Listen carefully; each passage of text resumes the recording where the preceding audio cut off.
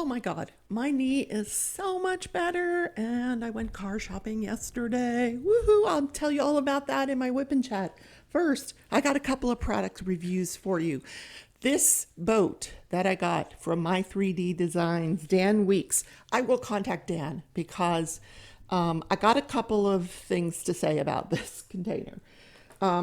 First of all, not his fault. I should have ordered a stopper because these little suckers will come out if you don't stop them. I'm kind of used to the it's my fault. See, I'm used to the Archer Arch trays, and they have Archer Arch trays have this kind of like at the end before the diamonds escape through the escape hatch. It has like a little elevation here. You see these ridges, and then it has like a little elevation. This Dan's diamond trays do not. So those diamonds go racing for the out opening. You know, they're trying to get out. My fault. Should have bought a stopper. Then you have these two dividers. And what I did was I put the dividers in, and they have these ridges on the divider that fit those little dividers in the bottom of the tray. Unfortunately, not snug enough that the diamonds aren't getting mixed together.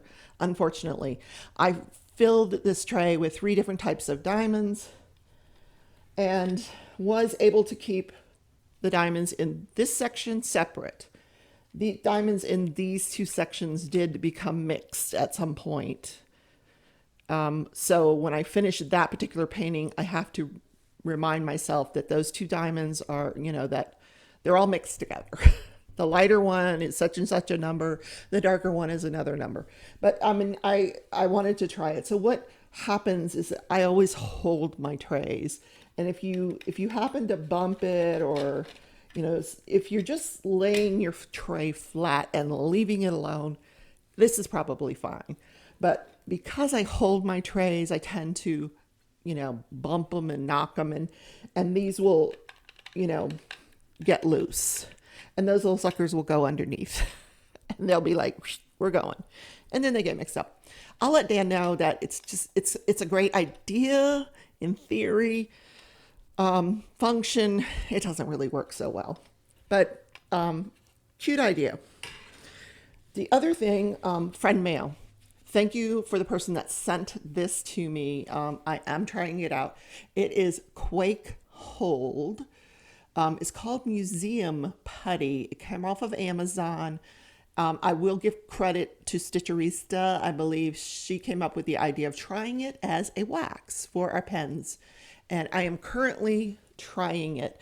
And thank you to the subscriber that sent it to me to try. I put it in my pen this morning. In this pen, I put it in a 7-placer. And I would say so far probably 2 hours I've been working with it, and I'm happy with it so far. A couple of hours, and I haven't had to redo the wax. Same with the single placer. You just put a teeny tiny bit in to the single placer. And same thing, 2 hours, 2 hours going back and forth between the two. So let me show you what this looks like. When you open it up, you're just going to get this package here. You're also going to get a little thing that tells you how to use museum wax. I think the idea is to put it on the bottom of your vases or your garden gnomes, or I don't know, something valuable that you may have in your house and you don't want it to fall off the shelf and break. You put this on the bottom and that item will stay where you put it. So here is what you get.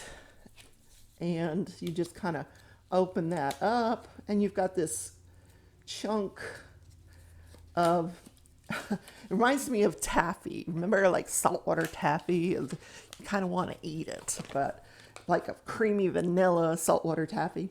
And it's that consistency too. There's a little diamond already in there, so you can see I've been using it. And that's literally how much I use, just that slight little bit in the corner. and you just kind of take a piece off the end, or, you know, and you can just stuff it in your pen. And it really, so far it's working okay. I will let you know. I just kind of rolled it around, put it in there. You know, I'm not a huge proponent or advocate of the other expensive waxes. I will put in the description the price of this wax and the link for you to obtain it if you want to try it. As well, I haven't seen a lot of residue on my painting so far, but it's early in the trial of this. So I've got it into my pen. I want a drill that I can test with. There was one there on the end here. Here's one. Here's one. Come here, you. They're just going to push down on it, get it in there. Now we've got the wax in there, and then you just diamond paint away. So, like I said, I've got about a couple hours into it, and so far, so good. It's the same with the pink wax, though. It lasts me several hours because I'm not constantly diamond painting. I'll diamond paint a little while, 10, 15, 20 minutes, 30 minutes, an hour. Then I'll run around and do something else. And, it's not a test like Rachel did where she actually timed herself. God bless her. She did a fantastic test. But I'll let you know if in the live Saturday. Oh, Jake he knows I'm filming. He wants in. I'll let you say hello and goodbye to him. Come on in. There he is, my sidekick. Okay, I'll see you guys in the next video. Thanks for coming on this journey.